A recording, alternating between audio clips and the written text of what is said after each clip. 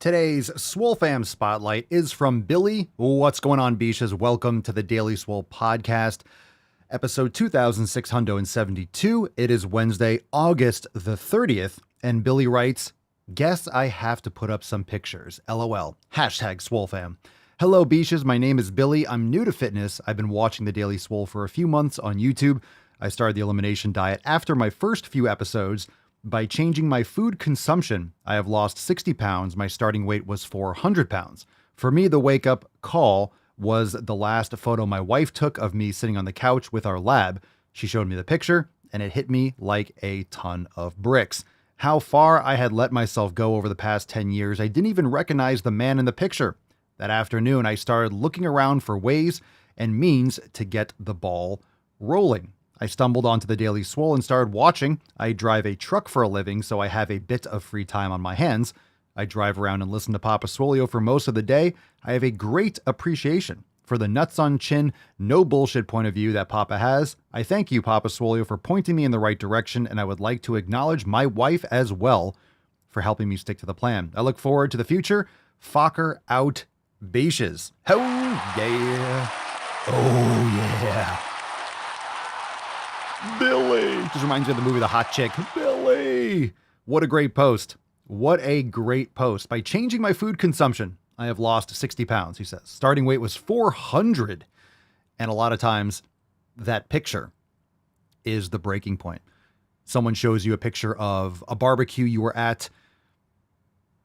It just hits you differently. It hits you differently when you get someone else's picture, because I think when you take your own picture, you take a selfie or a picture in the mirror, you know what you're getting, you know what you're seeing, you're used to seeing it. You kind of have that not blurred vision, but you block out a lot of those things that your brain doesn't want to register.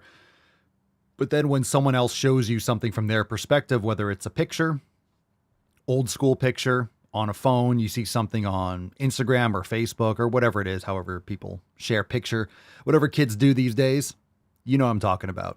You get something, you get a visual from someone else's perspective, and it just hits you differently. And again, this is why it's important to surround yourself with the right people. This is why it's important to hold yourself accountable, like in the Swole Fam, because just like you will see a picture of yourself through someone else's camera or through someone else's eyes, someone else's perspective differently, you will take information. You will take that kind of raw truth. You'll take that tough love from other people in a different way. You might say inside your head, I need to get in shape. I need to stop being a fat fuck. But when someone else, maybe a person that's close to you or someone in the Swole Fam says, hey, you got to stop being a fat fuck. Stop making bullshit excuses. Get off your fucking ass and get it done. It'll hit you differently. So Billy obviously has a great wife, someone that is supportive of him. He's made a lot of changes, but it doesn't take a lot. I shouldn't say it doesn't take a lot of change. It's not hard, or it's simple, I should say. It's very simple. You're the only one standing in your way of making those nutritional changes. Everything is a choice. I always get comments, yeah, but Papa Swole says, fuck your pumpkin spice, but you could have both. You could do this. Sure, if you want cracks in your foundation, if you want other aspects of your life, you want to make excuses for those instant gratifications, if you want to make excuses for those things that you know are poisonous, if you want to make those excuses, these are just choices you make. I'm not saying you'll eat a slice of cake and you'll get cancer, but come on, let's be honest. If you're slacking off there, you're slacking off elsewhere, and it compounds over time. And then when you start thinking about logically, what is the point? What is the purpose? Why am I doing this? Why? Why do I need to eat this fake ass shit? Why do I need to subject myself to this type of damage when it's really not bringing me any kind of enjoyment? It's just these chemical impulses and these just releases of dopamine, the rush of sugar. What am I escaping from? Why am I eating this? Why am I putting this in my body? And of course, choices have consequences. So you make the choices that you make the choices that you are going to have to live with. And again, I'm not saying you're going to eat something bad and you're going to drop dead unless you choke on it. But my point is, are you making the choices for the right reasons, or are you just literally on autopilot? Are people, is your community, are things around you just dragging you through the mud? Or are you making these choices actively? In other words, be in control of your life. If you're doing something like that, you better be doing it for the right reasons. And I will tell you that it's very hard to justify those reasons. It's very hard to justify it proper. I mean, it's an excuse. So then that begs the question, why are you doing it? Just understand choices have consequences. Whatever choices you make, you're the one that has to live with the consequences. So just take responsibility, right? Just take responsibility. Thanks, Billy. And I see everyone coming into the live chat. Make sure you hit the thumbs up button, subscribe to the channel. Matt, Emily, Mika, Adam, Cerny. Thank you for being here. Make sure you leave us a 5-star review on Spotify, Apple Podcast. Share the Knowledge Cock with friends and family, people that need some facts, some logic and common sense in their life. And we all know that people do. And let's get into it. Check out the links down below for apparel, papaswolio.com, to join the fam over at swolenormousx.com. Let's fucking get after it. It's episode 2672. It's Wednesday, August the 30th. The following program is rated TV MANOC. It contains a big pair of nuts directly on your chin. It is intended only for mature audiences. Viewer discretion advised. I want you to attack. I want you to visualize and then attack. Can you handle that? Yeah. Movements are created for oppressed and marginalized people. It's like Harry Potter. If Harry Potter was black and had a septum piercing. Fatphobic as fuck.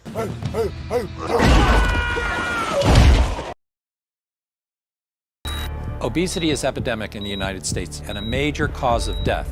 What is fat activism? I, a fat person, am sharing my own lived experience. Pizza is a vegetable. Your fat phobia is your problem. It is not my place as a smaller-bodied white man to comment on it. Radical body positivity. What can men do against such reckless hate? There's only one man who can help me. This is for you new people. I only have one rule. Everyone fights, no one quits. This day we fight!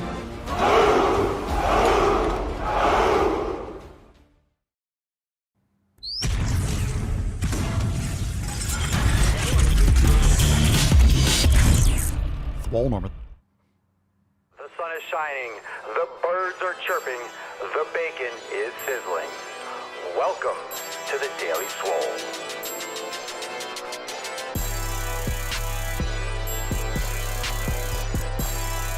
Testing. Testicles. Welcome, everyone, to episode 2672 of the Daily Mother Swole, the most muscular swolecast, beercast, broadcast, gamecast, mancast, pimpcast, sleevescast, and slaycast in the realm. Because when I flex, you flex, we all flex our biceps. Oh, what's going on, beaches, booshes, busters, hustles, and your hoes? It's your boy Papa Swolio back with another episode. In today's episode, the Beastcast is brought to you, is powered, is sponsored by Everest and K2 Flexing on all you bees. It's a fucking Catalina wine mixer. All right, drop in the comments. What are you smashing today? We're getting right into today's episode. Thanks for being here. We have some new merch drops over at papaswolio.com. We're running some epic specials too.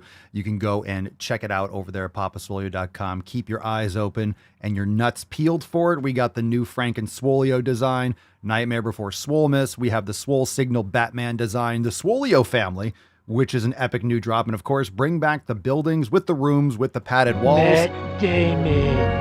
We need a lot of those buildings. We need a lot of buildings, a lot of rooms, and extra thick, heavy padded walls. All right. That being said, drop in the comments down below. What are you smashing? Let's jump into today's episode. Let's summon the Falcon and get today's nut busted open. We'll give away the Swole card at the end of today's episode.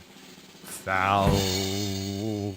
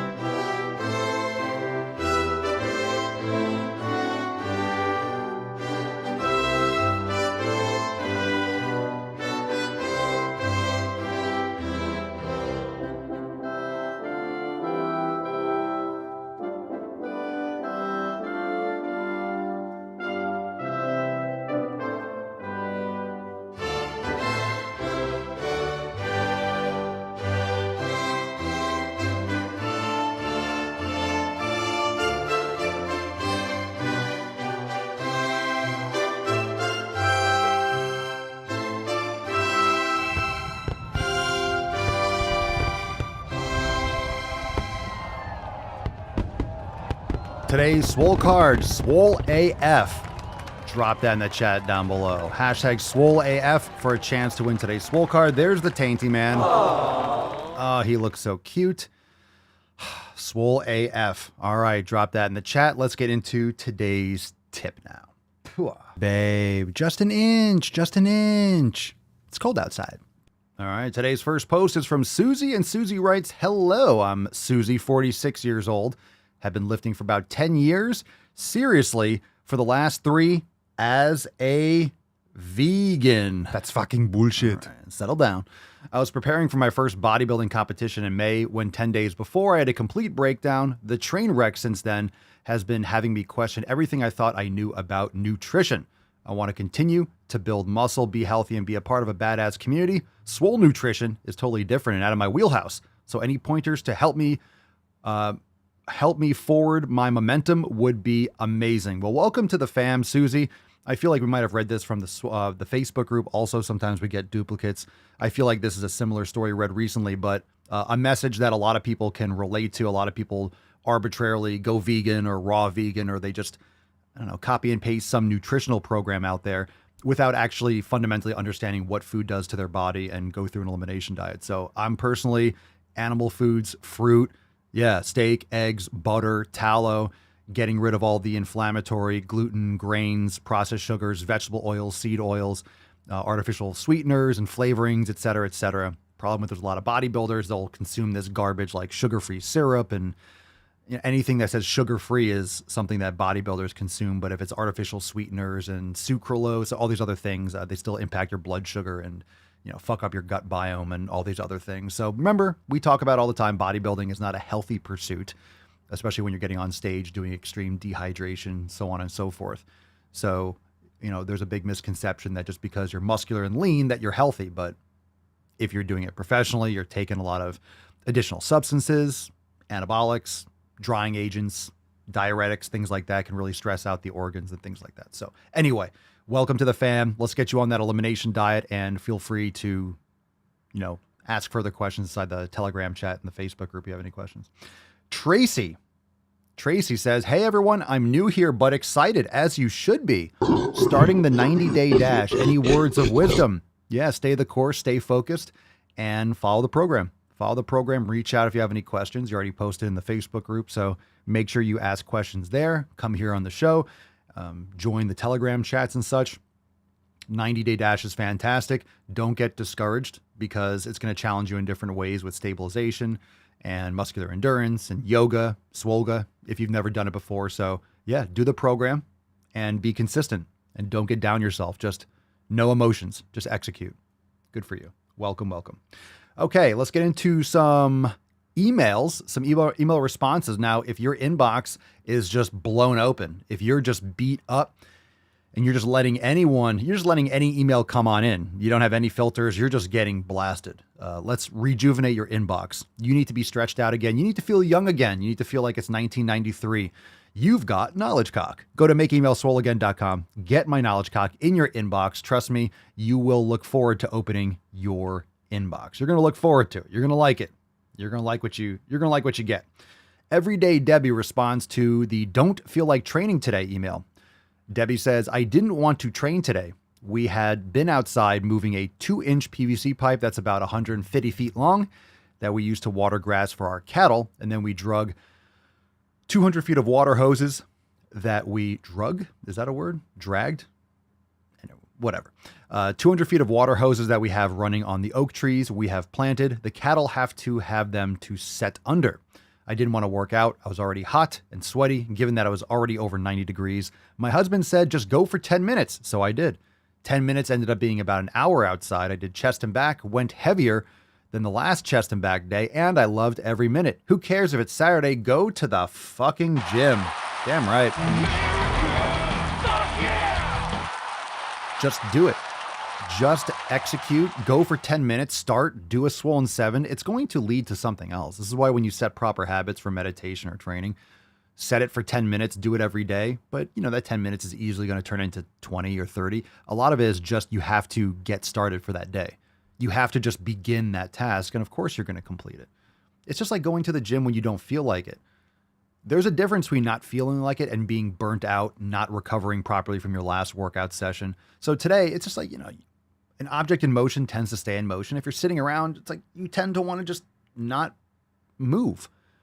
So once you start moving, all right, you unlock it, you're doing that now, and then your body will continue doing that.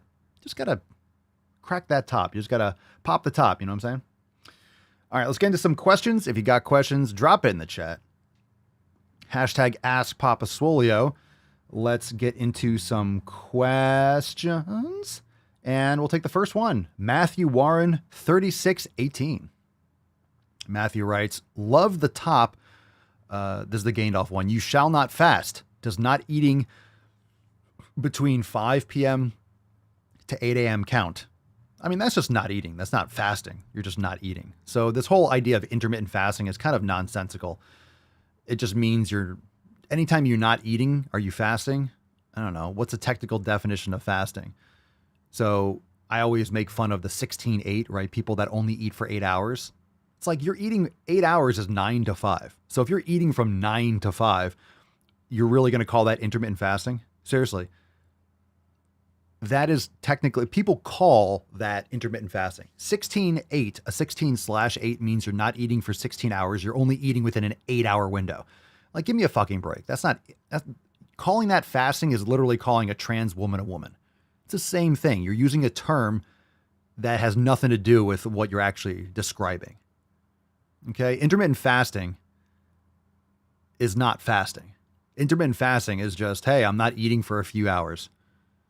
Okay, just like a trans woman is not a woman. Cope. Okay, it's just, it isn't.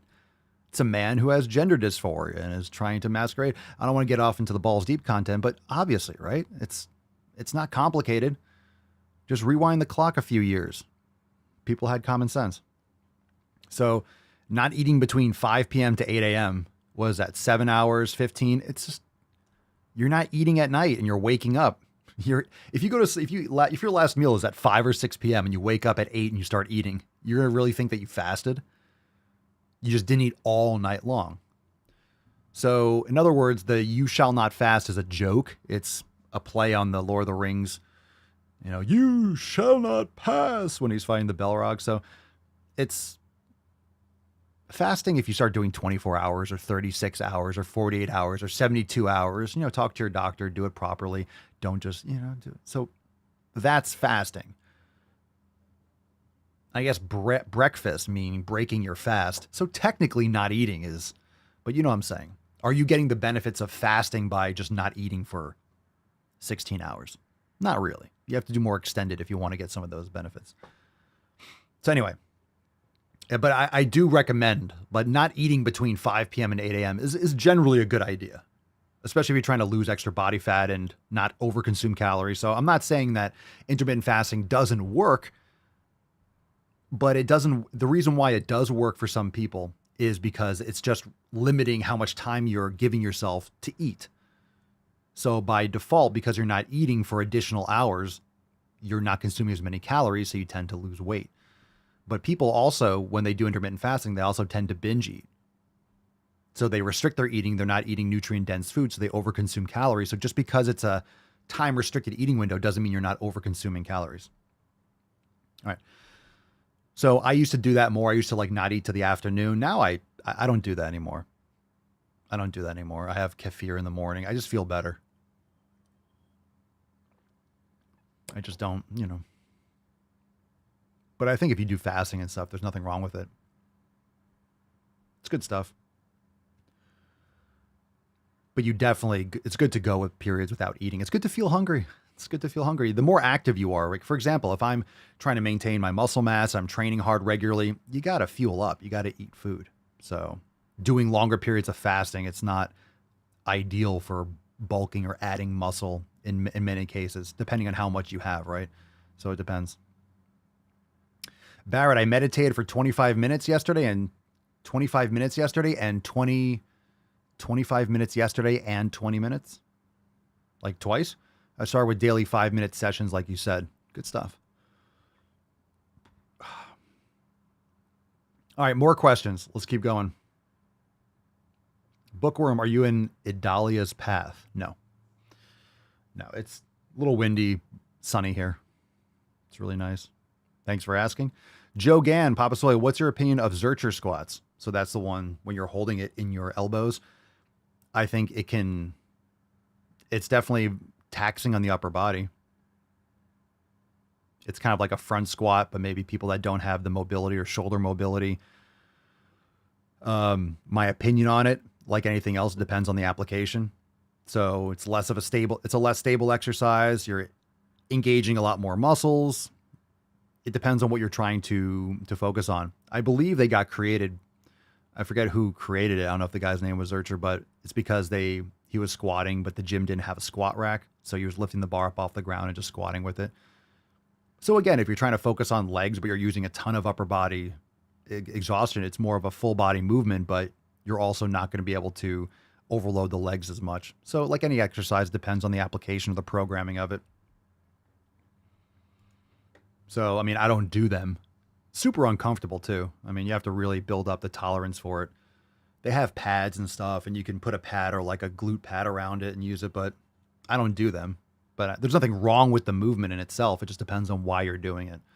A lot of people just do things because they're hard, or they do things because they look cool online, but you have to understand why you're doing it. Because if you're just doing an exercise to lift weight, and okay, I mean, not saying you're not going to get benefits, but what's the purpose of what you're doing? People need to train with more intent. That way you can actually make some coherent progress towards where you're trying to go. But it's a good exercise in itself, I suppose. Wild Shallot, Papa Soy, how do I isolate my rec fem? Ooh, rectus femoris. So the rectus femoris of the quadriceps group is the only one that crosses the hip joint. So if you want to focus more on that, sissy squats are fantastic. You can also do leg extensions while reclining more, but sissy squats are a great exercise. Sissy squats, or like the Vince Gironda 3-part sissy squat, is good. You want to make sure that you're getting knee extension, the flexion extension, while you're in more of a hip extended position if you want to activate the rec fem or isolate that a little bit more. You'll still work the rectus femoris if you're doing standard leg extensions or leg press in a shortened position. But if you get that hip extension more, like with a sissy squat, you're going to target the rec fem a lot. Emily, I like skipping breakfast. It gives me more time to work out. I wound up doing a 24-hour fast yesterday and felt surprisingly fine. Yeah. If you're eating protein and fat, if you're focusing more on your nutrition from protein and fat, you're going to have more sustainable energy. If you're eating tons of carbs all the time, you're going to get hangry, you're going to get cranky, you're going to have those sugar crashes, especially if you start pounding sugar first thing in the morning. I would recommend, if you're having fruit and things like that, have it after you're eating protein and fat, have it after your meal, have it later in the day. Don't start your day off with tons of sugar. My opinion. I don't do it. I don't eat fruit in the morning or first thing. It also depends if you're training first thing. It depends on your flow. De la Junior, any tips on getting rid of my aching back? Yeah. Yoga, glute activation, the ankle, knee, and hip mobility masterclasses. All very important. Corrective exercise. Jefferson curls are great. Back extensions, good mornings, seated good mornings. There's a lot of great exercise to strengthen your lower back, but also your core muscles. And there's a lot of muscles that cross over the back that can lead to an aching back. So because you're doing a lot of loading and unloading, you're getting a lot of repetitive movement. So you need to balance that out with other assisting muscles that are going to support your core. All right, let's see. Wild Shallot. I tried doing sissy squats on the hack squat. I went easy in terms of weight, so my knees get used to it. I was still shaking in the bottom. You don't need to use it with the hack squat machine.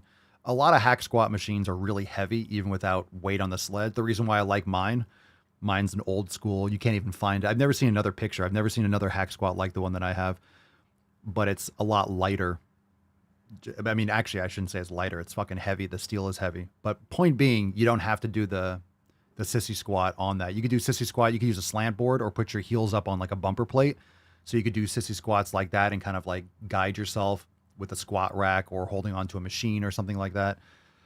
So there's a lot of different ways to get the rec fem activated that way. But yeah, that's a good way to do it. It's a good way to do it. Amaya 75 hard challenge. We were just talking, someone just asked about. All right, so I think Amaya, wasn't it Amaya yesterday? Amaya called? Yeah, so actually we're not going to talk about this because if you want to listen to that answer, I'm not going to refer to it again. Now that I just read the name, she's asking about the 75 hard challenge and why only 10% finish it.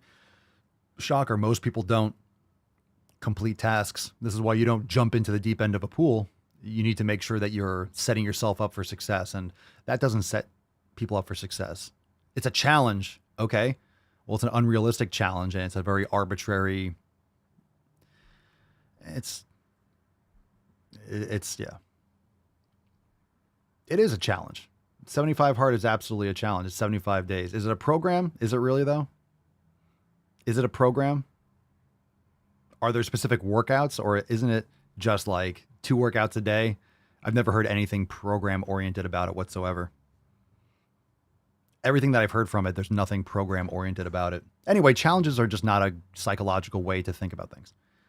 It's not a good thing psychologically. And again, if you say why 10%, it's not a good program if only 10% finish it. I don't know what the actual numbers are. You'll never know because it'll all be self-reported and people are full of shit. So if you have a program and 10% finish it, let's say that's accurate, it makes a lot of sense. How many people do the 75 hard challenge? A lot. How many people actually finish it? Fucking come on, really. That's probably being generous. It's probably 5%. So it's not a good program then. Like anything else. Most people don't finish anything. Most people aren't consistent with shit. But again, if you've done it and you got great results and you like it, fine. You can like rock climbing. I don't have to like rock climbing. I don't have anything against rock climbing actually, but I don't spend my free time doing it, but everyone can have different interests. And again, I say fuck your resolutions every year. Some people set a resolution and they actually change their life. It's like, okay, that's a very small percentage of people that are make a resolution for January 1st, actually do it and actually change their life. You don't need January 1st to make a resolution or to make change. You just need to do it now and not quit. So I'm not saying that a resolution can't work. I'm just saying 99.9% of them don't for obvious reasons. So, yeah, but I mean, Dory says it has 3 phases besides that and spans the year, and it's made. How's it span the year if it's 75? So now it's changed then. It's different than it was. And it's made so you can do it year after year, like constantly, like nonstop. You never stop doing it. I did it. It's mental toughness and getting you to push past the walls and excuses. Okay. Well, it sounds like a very, very small percentage of people push back and, so it's not 75 hard anymore. So that's not what it is. So they changed it. Yeah. I mean, so then it's not then it's not what we're discussing.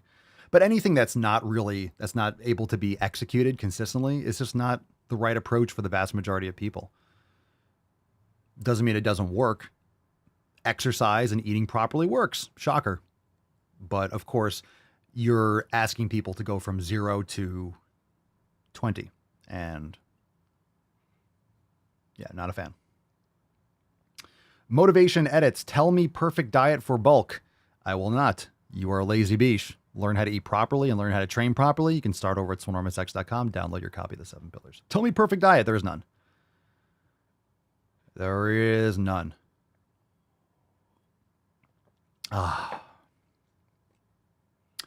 Okay. And Dory, you really seem to love it. That's great. Good for you. Good stuff. All right. Ninja Rick 2340G21. How do I make my ex regret cheating on me? 1, by not giving a shit. She's her ex. So who fucking cares? Who cares what she thinks? It doesn't matter. You have to love yourself. The only reason you would care about what someone else thinks, especially someone who doesn't want you anymore for whatever reason, it doesn't matter.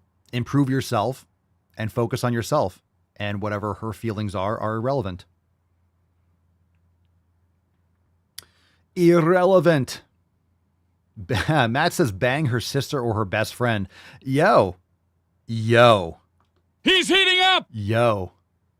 Matt just like, fuck her mother. V. Corneli, like Pompeii. Cornele. What are your favorite leg exercises? Like any kind of best workout, best exercise, best diet. There is none. My favorite, I don't have favorites, but there are ones. I mean, I like anyone that works.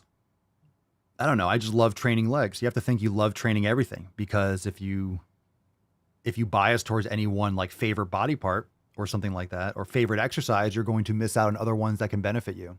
I love 3-part sissy squats. I love sissy squats. I like hack squats. I like pendulum squats. I do enjoy, leg press, especially the Cybex squat press that I have. I like RDLs.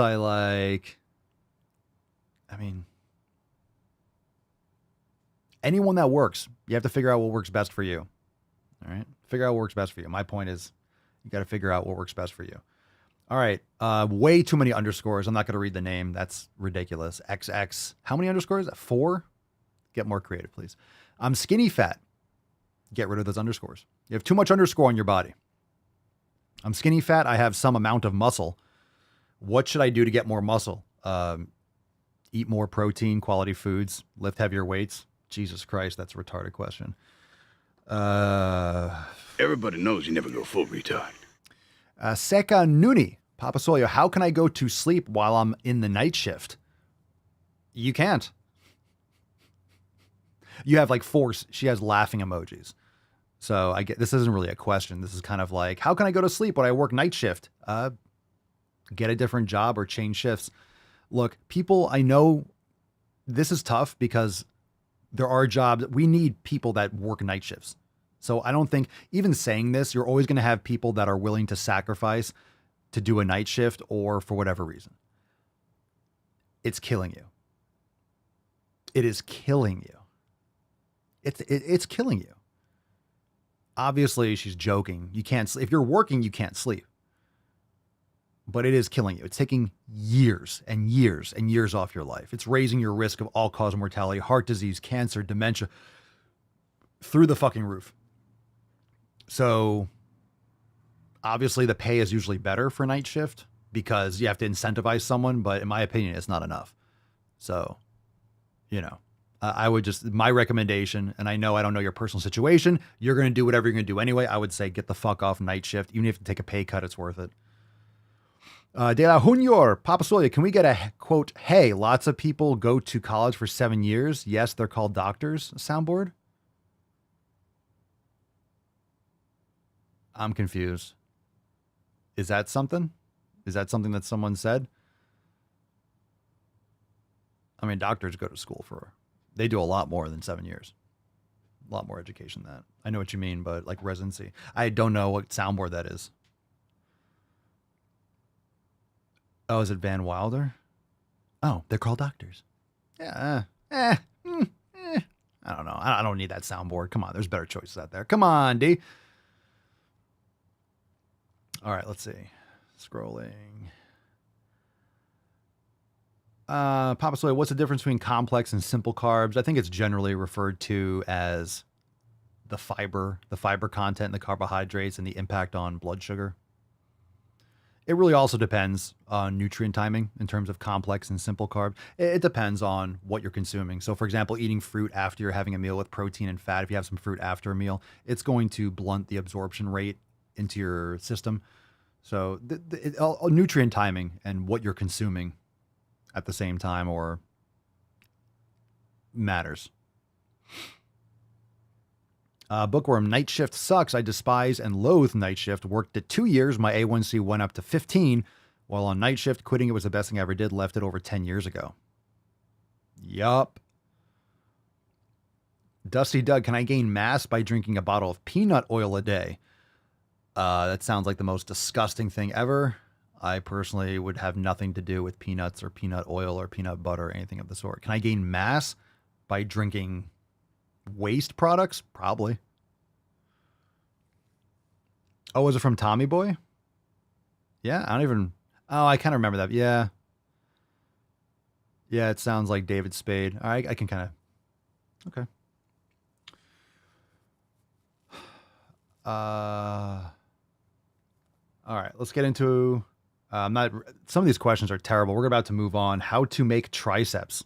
Jesus Christ. Matt Damon. How to make tricep, Papa. When you start going to gym. All right, we're done with the questions. That was fucking terrible. Let's go balls deep, fam. Unless you have some more questions, we'll stay in this section for a second. Magnum Grizzly, when are you getting the Mr. Rogers soundboard of him singing "Boys Are Boys" from the beginning? I've written that down. Soon, maybe. Yeah, I have a Tommy Boy soundboard. Now I know you'd love to just sit there and keep being not slim, but we got to work a little today, okay? I can hear you get fatter. Yeah. All right, let's get into some balls deep. Let's get into some shit posts. Woo-hoo-hoo-hoo. That's deep. All right, good stuff. If you want to submit a call, go to askpapaswolio.com. Of course, you can check on the Instagram and answer questions or submit questions. Aaron says, just realized on the Telegram chat at the buzzer, just realized how toxic Red 40 was as of last night. That shit can fuck all the way off. What are some other dyes we should stay away from, if not all of them? I would just avoid any kind of artificial sweeteners, flavorings, colorings, dyes, all of them. You don't put that shit in your body.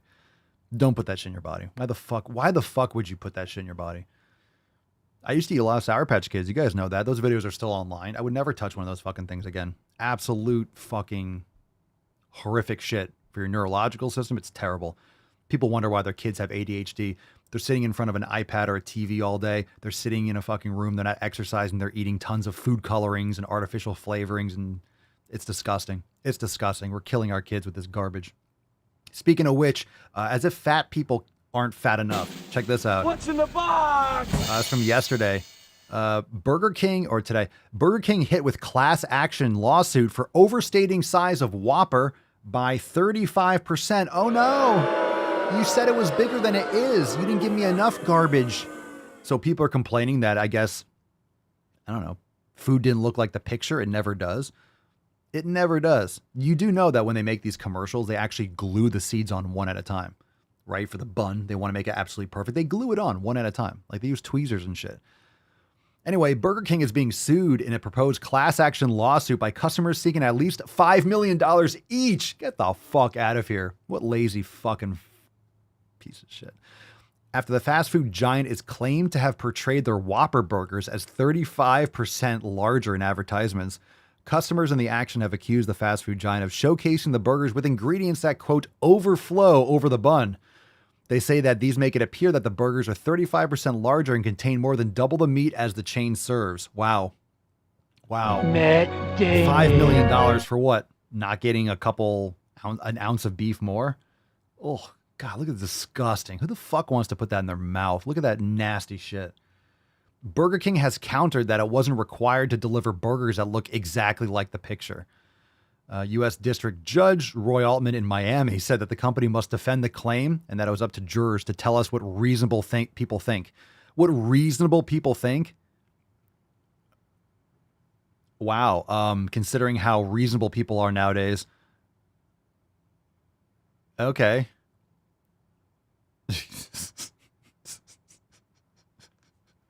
That's all I'm going to say about that. Look, we didn't get fat enough. We didn't get fat enough from what you gave us. You should have made me fatter. You didn't give me enough garbage. I need 35% more garbage.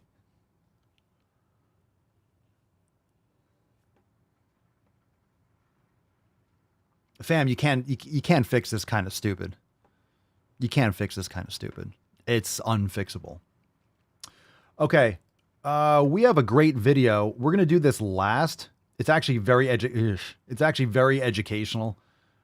It really explains identity politics wonderfully. We're going to close out the show with it, so stay tuned for that. It's a really great way to explain it. You can show it to your friends or family or people that don't understand it. We talk about this kind of stuff with fat phobia and racism and anti-racism and blah, blah, blah, blah. And identity politics is a great way to explain it, and this video does it beautifully. We got 2 of these gunches. Let's just jump right into it. We're going to do 2 videos, and then we're going to get into What's it. in the box? Ooh, it's windy and rainy. All right, here we go. Fat acceptance allows people to grow. We know. I'm truly loving how the fat acceptance movement allows people to grow, because it's not only teaching people that health and body size are not direct corollaries, which is true, but also the bigger point, which is that health is not a requirement for people to be deserving of respect or equality. We hear this issue come up all the time in conversations around fatness, where people say things like, well, so long as you're healthy, which is basically to say that if a fat person does not have the privilege of health, then they deserve abuse and discrimination, whereas I, as a healthy fat person, don't. Which is just nonsense. Hold on. Super cap. You can't be healthy and fat. You're not. If you're fat, you're not healthy. And you're less healthy than someone who's not fat. How about that? Understanding this is important because it's extremely tempting in the face of prejudice to cling to the health that we experience and try to present it as a representation of our moral value in an attempt to try to alleviate some of the pain that fat phobia brings. But when we do that, we are unintentionally, or sometimes intentionally, taking fat people who do not experience health and throwing them under the bus. What you just said no idea what is one of the most insanely idiotic things I have ever heard. What was that? At no point in your rambling, incoherent response were you even close to anything that could be considered a rational thought. Everyone in this room is now dumber for having listened to it. I award you no points, and may God have mercy on your soul. Hashtag Swole AF. Swole AF. I have no idea. I have no idea. I don't know why I mentioned to not ever have that face on the videos again. I don't want to see her face again. She dyed her hair. I guess the views are down. You dye your hair blue, you're desperate. You want more attention. No one needs blue hair. It's not Halloween, please. Stop it right now. Okay, speaking of yikes stripes, fruit stripe gum, this is Fat Phobia Isn't Real. What's in the box? Fat phobia isn't real. Whenever people argue that fat phobia isn't really a thing or shouldn't be a thing, one of the main reasons they usually cite is that it's not on par with other forms of oppression, like racism or homophobia, for one reason and one reason only, that they believe fat people are in complete control of their weight and therefore are choosing to be fat. And so you cannot be oppressed for making a choice. I think the Puritans who came to America to escape religious persecution might have a different opinion on that. But anyway, the idea that a qualifier for claiming oppression, or that you're having bigotry targeted at you, or that you get to say something is your group phobic, is dependent on whether or not it is a choice, is absolutely absurd. Because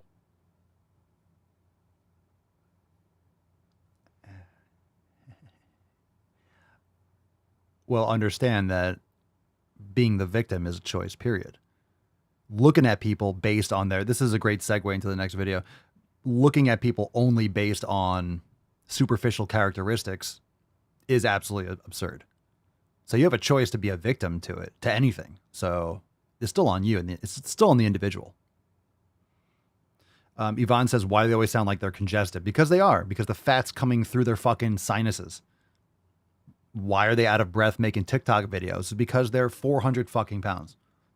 You do not know everyone's story. You want to say that you do, but you don't know. And here, a lot of people yes, your lived experience. Tell me more. Say that, oh, it's okay if a person's fat because they have a medical condition or they're taking a medication that makes them gain weight. That's okay. But those other bad fat people, those are not okay. And so those people are bad. I mean, it's bad to be fat, whether you're on medication. It's objectively bad to be fat if you're on medication, if you're not. If you have a health condition, that's why you're fat. Usually it's because you have terrible fucking habits, which led you to be fat, which led you to have a health condition, which, like chicken and the egg, right? People trash their bodies. They fuck up their thyroid, or they eat tons of kale and bread and pasta and sugar. They fuck up their organs. They get tons of fat. Then they have a health condition. Then they get on medication and pretend like that's why they can't lose weight. Okay. Not fat phobia, because most people are fat because of their own actions that are completely 100% in their control. Most of the time, yeah. Look, I mean, it's not like you just became morbidly obese overnight. Usually it's your habits that fucked up your organs, which continues to inhibit your ability to, I mean, it's, yeah. We know the answer here.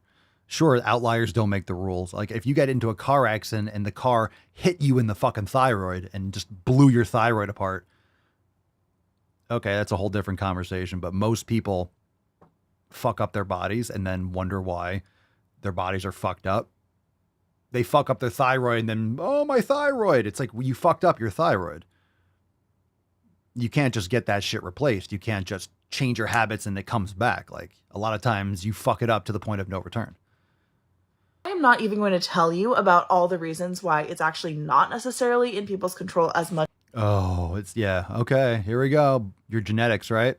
Genetics have predispositions, but a lot of people make those changes. Just most people don't make those positive. Most people don't lose 200 pounds. So it's obviously possible. Most people don't because most people aren't consistent. Most people don't fucking do anything to change their habits. But the people that do make amazing progress. So there's that. As you might think. Because that is so irrelevant to how we are treating people on its face. We're coddling people. Yeah, we need more tough love. We need more reality and common sense instead of pandering and pretending everyone's fucking a beautiful snowflake. Stop trying to change people's opinions when in reality, you're not taking care of yourself. Let's focus on the facts here.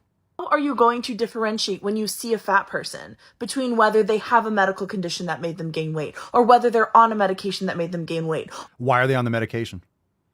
Why are they on the medication? Why are they on the medication? Guarantee it's not because they're eating really healthy. Guarantee they're not on the medication because they're eating really healthy and going to the gym and lifting weights and getting quality sleep and meditating and doing yoga. I guarantee they're not on medication because of those things. Oh, they're taking such good care of their health, but they have to be on this medication. Come on. Come on, Funkin. Come on, Funkin. Whether they have good, healthy habits or whether they don't. You can't. Look, I have never seen a morbidly obese person and been like, that person has really healthy habits. You know why? Because they don't. They don't. Unless they're in the process of making those changes and their habits now are currently good, but they didn't get there because they had really good habits. Okay? They didn't get there because they had good habits. Because you could be like, well, this person's lost 50 pounds and they're still 450 because they were 500. Okay, I get it. They're in the process of that. So you might not know if they're currently changing their habits. You don't know if they're currently in 7 pillars mode just by looking at them. Sure, but most people aren't. I'll tell you what, they didn't get there because they're in 7 pillars mode. You can't, but you dismiss fat people when you see them based on how they look. I've never dismissed a fat person. Like I always said, you can't judge a book by its cover, but you can tell if it's 1,000 pages. I don't know if the book is good or bad, but I know if it's an encyclopedia. And that is fat phobia. It's not. You are generalizing a group of people based on how they look. I'm not generalizing a group of people. I'm making an observation that is very likely, like the cause. Generalizing a group of people. Well, you're not fat by accident. You're fat because of consumption and habits. That's why you're fat. It's not generalizing a group of people. It's making a logical observation. I'm not generalizing a group like based on height. That is something you can change, but obesity is habits. You're ascribing negative characteristics to them based on one characteristic about them, which that's because of habits. So I'm definitely judging their habits.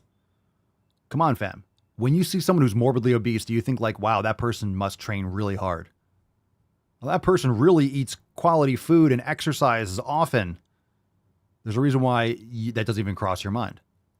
Happens to be a characteristic that is frowned upon by society, that is systemically discriminated against, denied medical care, denied medical care.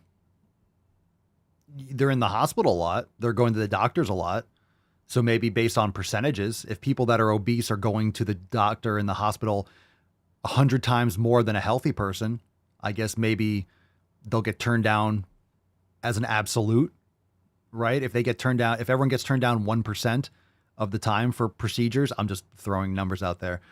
So let's say on average, people are turned down 1% of the time. Let's just use a bullshit made up number.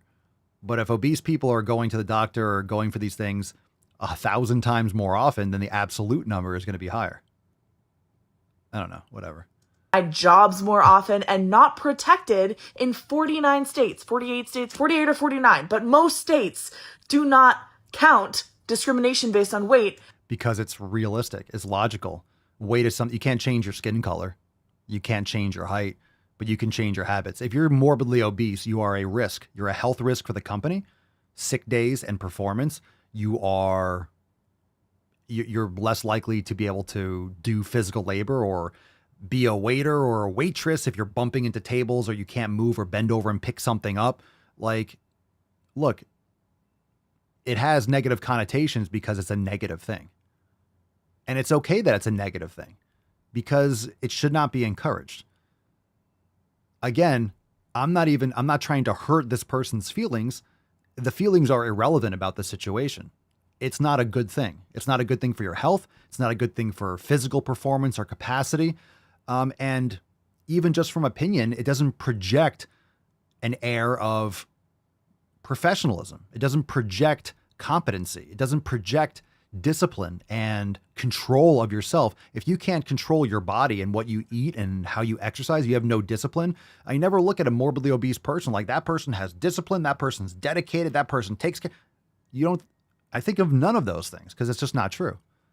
As something that can qualify you for like employment discrimination legally, which is because we believe that being fat is 100% in someone's control. And if it's in their control. So, okay, again, this kind of like gaslighting, because we believe that it's 100% in someone's control. You're playing the feelings and the morality game. You're so virtuous. You're such a good person. You're fighting for all the fatties out there. But then you're going to throw out a term like 100%. Nothing's 100%. Nothing is 100%. Nothing is. It might be 99.9999, but you can't just say, just because it's, we assume that it's 100%. Okay, so just because it's maybe not literally 100% doesn't make it, exceptions don't make the rule. Let's say there's one person out there that's like born without a thyroid. They just didn't have a thyroid when they were born. Whatever. Okay, that doesn't mean that other people don't have control over their habits. So you want to play the game? Okay, let's say 95% of people have a control. We can eliminate this problem, right? How much, quote, diagnosed depression is bullshit? 95% maybe? Let's just throw that out there. How much of diagnosed mental illness is preventable? How much of diagnosed mental illness in this country and prescribed mental illness and medications, how many is completely preventable? The vast majority. The vast majority. Does that mean that someone can't actually have clinical, just that someone can't be mentally fucked up? No, there's always going to be people that are fucked up. So it's always like it's bullshit. The vast majority of people, the overwhelming majority of people have control. They just don't take control. It's in their control. They just don't do the things that are required to have control. So when you say you believe that 100% have it in their control, the possibility is for them to have it in their control. They just don't take control of it. It doesn't change the reality of the situation. They don't have control. That's the problem. They don't have good habits. They're completely addicted. Yeah, but they can definitely do it. They just don't. They just don't. Right? You heard it. Exceptions don't make the rules. They should just lose weight instead of, getting treated decently. Again, treated decently. All right. Just because no one wants to fuck you doesn't mean that people are treated less than human. But I'm not going to lie and pretend like this person has great habits and they can't change. Right? It's a meritocracy. Do better for yourself. If you don't want to do better for yourself, don't expect other people to put you on a pedestal. You don't deserve it. You have to earn that shit in our society. It's called a meritocracy. Earn that shit. It's called status for a reason. I'm not saying status like some people are better than others, but human beings are always looking for status among their peers, among their community, among their society. That's why people want to have degrees. That's why people like her are complaining and playing the victim. because they want status. They want to be looked at. They want power. They want love and attention. They want a spotlight on them, but they're putting in no work. So they have to look for the surface level things that take no attention, that take no effort, it's just manipulation. It's like passive aggressiveness. It's power through victimhood, which is no power at all. That's why they're whining, complaining more and more. It's getting more and more ridiculous because it has to be, oh, I have 4 fingers instead of 5. I have a thumb. Okay, well, there's only 4 fingers. Oh, I'm missing a pinky. Oh, you're ableist. I don't have legs. Okay, you're ableist because I don't have, or my skin color, I have a little bit more pigment in my skin. So I don't know, whatever. I'm being oppressed. We're going to look at the next video, which will explain all that. Let's just finish, just 10 seconds left. Matter what they look like. Nobody deserves harassment no matter how they eat and no matter how they exercise. And I cannot believe that in 2023, y'all are arguing otherwise. You are clowns. Okay. Speaking of clown, you don't even need makeup. So congratulations on that, to be a clown. Just listening to what you say. What a fucking idiot. Okay. So let's see here. Nobody deserves harassment. What are you talking about? No one's getting harassed. When you say stupid shit, you're going to get shot down because you're saying stupid shit. Okay. People get bullied for all sorts of reasons, but people don't like weakness. People don't, that's what society does. People say bring back bullying. We don't want to, we don't want to harm people, but bullying is a big part of being a human, right? It's called acceptance. It's hazing. I don't think people should be killed or it shouldn't be taken to an extreme, but tough love, bullying, like that type of stuff, in order to be welcomed into a group or in the army or in sports teams. Like that's why there's hazing. That's why there's people are jokes. Like any dudes out there, right? You're hanging around with guy friends. It's just constant insults because you have to take a joke. It's testing. It's chiding. It's friendly fire. It's something that brings people together, bonding through humor and self-depreciation. And also being able to take a ribbing is important. But what we're doing is under the air of like, oh, it's bullying, it's harassment, you're mean feelings. What we're doing is we're actually promoting pussification. We're promoting weakness. And that's not the same thing.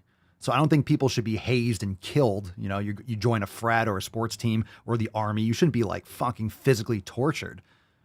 But I'm saying that doesn't mean that we promote weakness.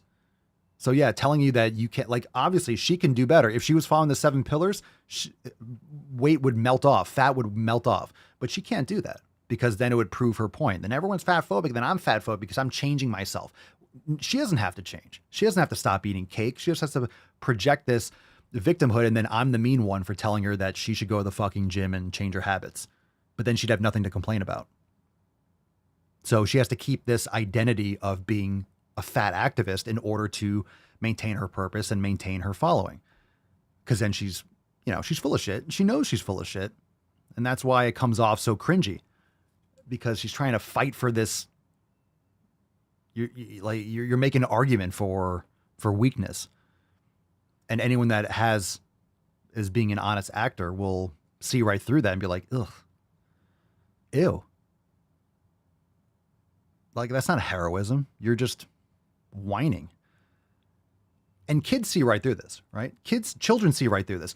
How many of you have kids and your kids don't want to spend time or play with the kid that complains and cries and tells mommy? Remember that shit? Think the kids are on the playground and someone scrapes their leg and they're like, and they go and cry. You're like, ugh. Or like, hey, mommy, and then they go tattle, right? Tattletale. They go tell mommy so-and-so's doing this. It's like, that's leveraging power, right? You're complaining, you're the victim. Like, oh my God, someone, so-and-so hit me or someone did this. And then the parent comes over. It's leveraging weakness for power. And those pussy kids, and guess what? Children don't want to play with those kids anymore. So you have to teach your kid to not be a huge pussy.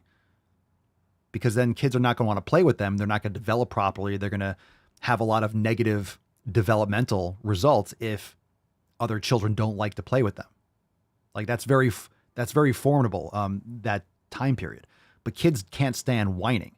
So you need to make sure that your child, when they grow up, plays well with other kids and other kids enjoy playing with them. So you have to teach, right? Fairness, sharing, right? You don't tattletale, you be honest. You can tell mommy and daddy and all that stuff like that. But you have to be very, very, you have to address these things. But you all remember that. No one likes a tattletale, whiny bitch child that always cries and you're like, oh God, and you just don't want to play with that person.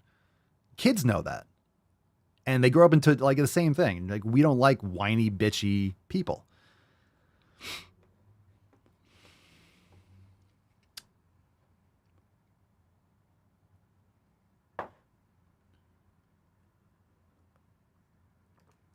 All right, Maddie says, ugh, this girl tattled on me on my birthday. Second grade drama, didn't play with her ever again. Yup.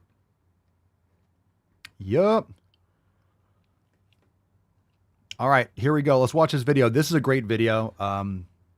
The name of the woman wasn't put here.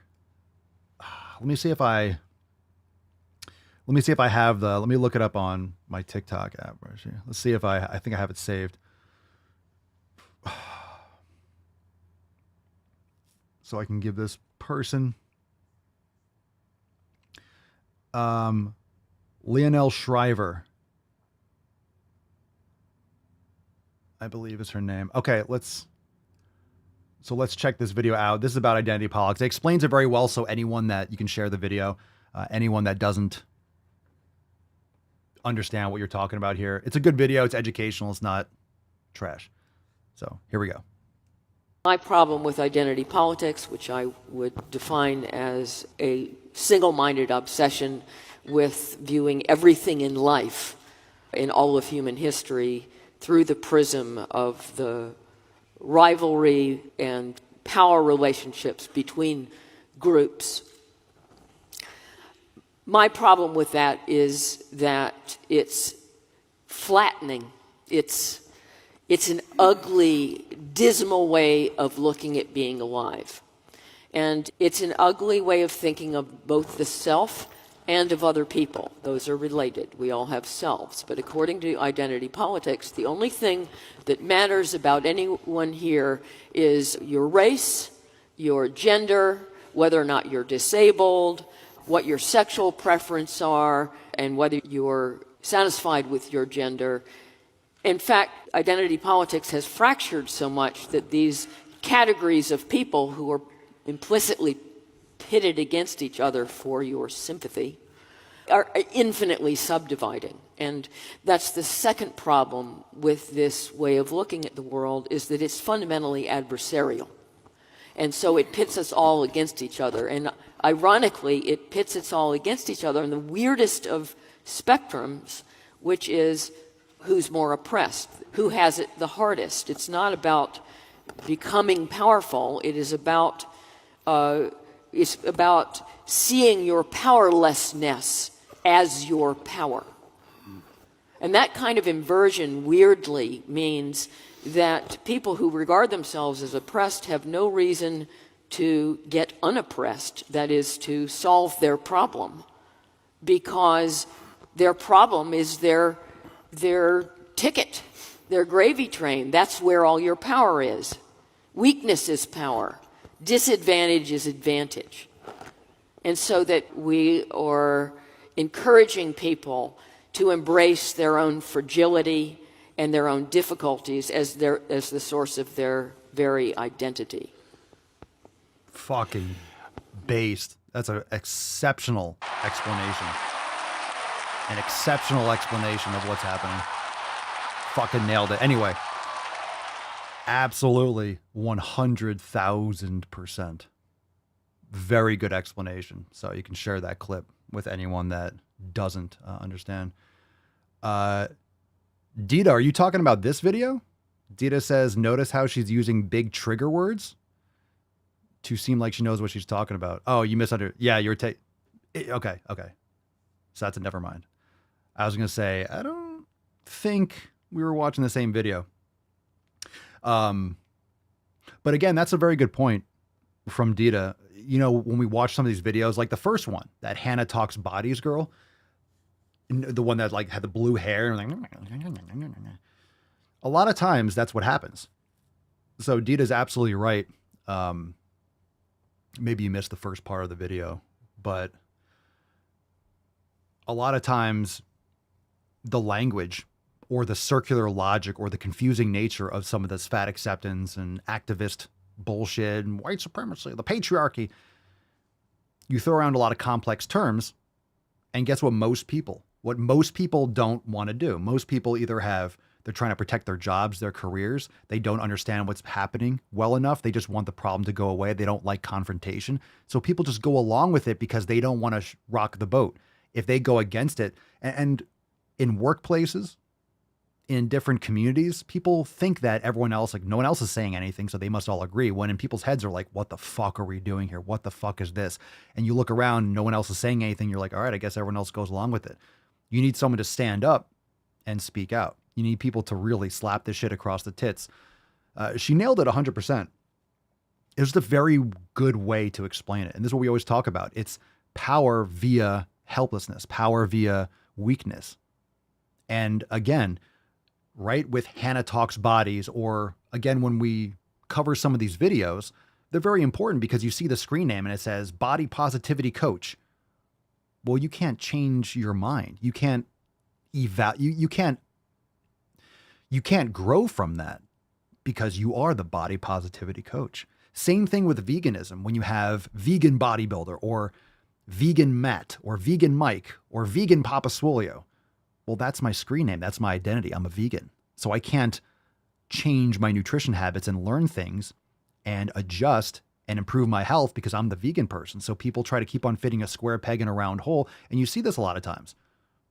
We've covered this over the years. When someone that's a vegan influencer and then they get caught eating fish because their fucking hormones are tanking, or they leave that and they start, not a lot of people do or they leave social media because their whole identity, their whole following is based around this ideology that wasn't really there with any purpose aside from, oh, I'll get love and attention if I preach this extremism. So you see a lot of hate in the comments. A lot of times you lose tons of subscribers, you lose money, you lose ad revenue. You get a lot of hate and like, traitor, blah, blah, blah. Because people get angry at you for betraying their ideology that you brainwashed them into. And they get resentful because let's say they start following you like, oh, I'm in, and like a cult leader. And then you betray them, then they're going to get upset and they turn on you really quick. This is what happens with intersectionality and identity politics. That's why it like kind of cannibalizes, because then you're not as woke as me. Or like, let's say Lizzo starts losing, right? Lizzo or Adele, right? She's a singer and she was morbidly obese and then she loses a lot of weight and everyone starts turning on her. Oh my God, she lost weight. They don't want you getting healthier. You left the ideology. That's why it's culty. That's why it has that cult feeling, because it's like a betrayal. But these people can't adjust. These people can't learn. They can't adjust. They can't move. They can't pivot. They can't become unvictimized. They can't lift themselves up and improve their habits, because guess what? Then they're no longer the body positivity a coach. Then they're not the fat activist Lizzo if they actually get healthy. They have to stay fat. Because if they don't stay fat, then they're going to get negative feedback and they're not going to be popular anymore because they're not the fat person that, it's a grift. It's a grift. So anyway, I should create a troll account, right? Vegan Papa Swolio. Yeah. All right, let's give away the swole card. And then we'll do a throwback, but very good video. A very good video explaining all that. Okay, swole card time. Swole AF. Here we go. Who's swole as fuck? Come on, man. I know some of you are swole as fuck. Someone said, it's Papa Swolio. I can never be unswole. Well, goddamn right. And I never will be. And I never will be. All right, we got a winner, Jeff. Congratulations. Jeff, Jeep Jeff, congratulations. Send us an email to support@swolenormous.com. Swole card 2670 dose in the subject. Your mailing address in the body of the email. Soundboard request, drop them in the chat. And we got a throwback in just a few minutes.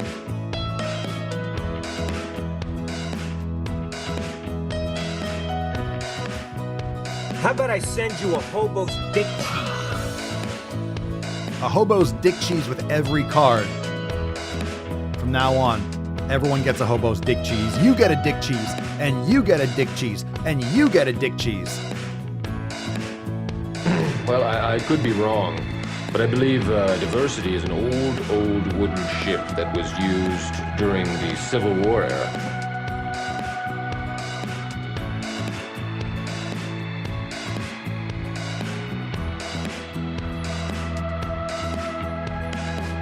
No medication except my fucking antidepressants. I don't know how to put this, but I'm kind of a big deal.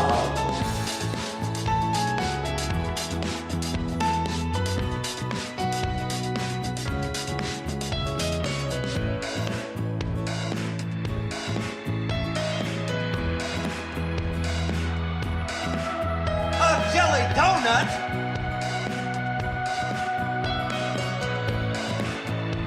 You trying to squeeze an inch in on me somewhere, huh? Loud noises!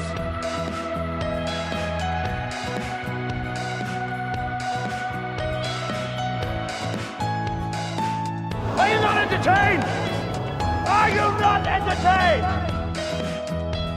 There's Tiny Tuck, Typical Tuck, Total Tuck, and the Tyrannical Tuck. Oh, and the Tainty Man. Oh, Mr. Emion. Tainty boy. A Tainty Man. Daddy loves you, Tainty Man. Daddy loves you. And Churchy. Daddy loves you, Church. I love you, Bish. I love you. I love you. Scratch your booty.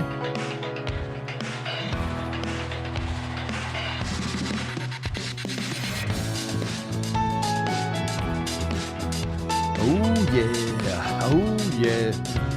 Another example of cake gender would be if someone feels like they have different layers or flavors to their particular gender. I better use my strong. That's a huge bitch! Because you are a disgusting fat body! This is melted cubicle.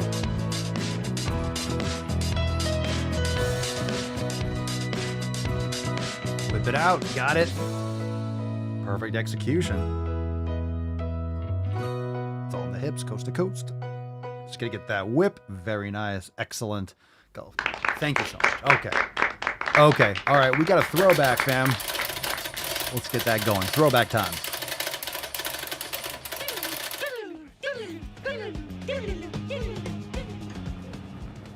It's getting hard to crank that, though. It's getting really hard to tie that bad boy up. All right, throwback time. Kayla, your fat positive therapist. Case in point, if you're a fat positive therapist, you can't undo that. Kayla, your fat positive therapist. Well, I'm back here. I'm your crack addicted crackhead leading a rehab center. I'm your fat personal trainer. Well, you should probably get your shit in order before you're trying to help other people. And when we're talking about thin privilege, we're talking about how society treats you better if you are in a thinner body. The world is made for thin people. Shut up, bitch! Healthy, kind, active, morally good, all these things based on the size of your body. This bitch is crazy. This is like the psychological mindfuckery. They're obese. They're unhealthy. They know they are. So they beat themselves up inside to the point where they feel like a shitty person. They just feel bad about themselves. Like you are projecting all your own self-hatred onto someone who's actually taking care of their body. People in larger bodies, they're going to manipulate their bodies and end up feeling like crap in order to engage in that thin privilege. Manipulate their bodies? You mean exercise and not eat garbage? Yeah, fam. So the next time you're going to the gym, next time you go to the gym, be like, all right, you know, after this podcast, I'm probably going to go manipulate my body a little bit. I'm going to go do a little body manipulation. Is that what we're calling it nowadays?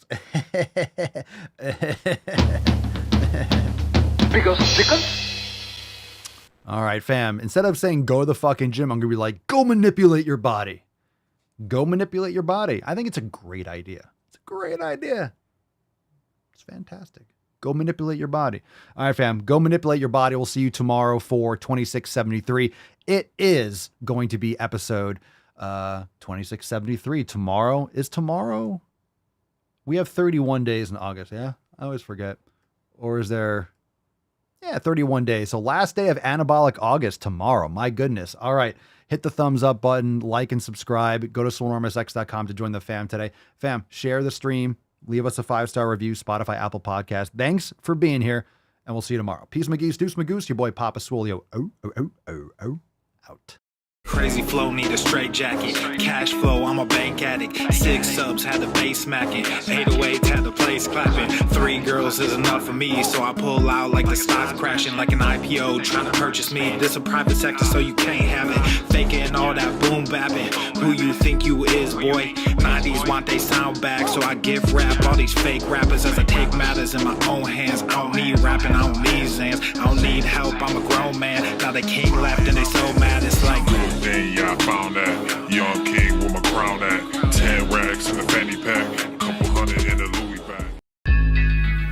That's a bed that you made. That's a bed that you made. That's a bed that you laid. That's a bed that you laid. What kind of game is you playing? We go hard in the paint, chill. What the fuck is you saying? I only go where they pay. What kind of game is you playing? Yeah, whoa, my shit is relevant, on topic, my melanin is popping. I'm taking skeletons on closets and making new deposits. I'm in my element, no ollies.